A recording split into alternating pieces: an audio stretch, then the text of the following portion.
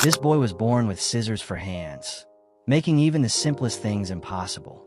He would accidentally cut his own face just trying to eat. His inventor father had planned to give him real human hands, but before finishing, the old man passed away.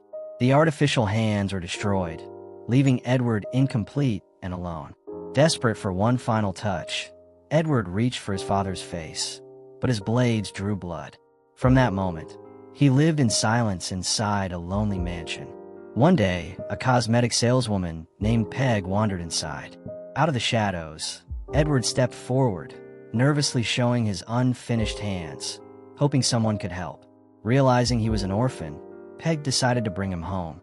On the car ride, Edward gazed out the window, his very first glimpse of the outside world. At her home, he was amazed by the bright, suburban life.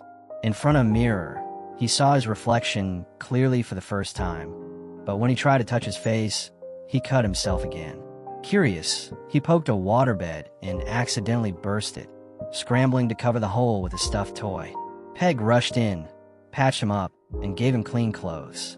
At dinner, Edward couldn't hold a fork. A single pea kept falling, but Peg encouraged him. He spread butter on bread instead, finally managing a bite. The next morning, Peg applied makeup, though it made him look like a little devil. Outside, Edward copied a gardener and sculpted a hedge into a dinosaur. Impressed, Peg's husband asked him to try cutting their family's hair too. Word spread quickly. At a party, guests lined up to greet him, but hesitated when they saw his hands. Later, Edward grilled meat with his blades like skewers, delighting everyone.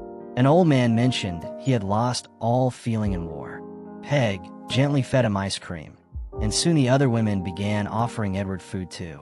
For the first time in his life, Edward felt what it was like to be loved.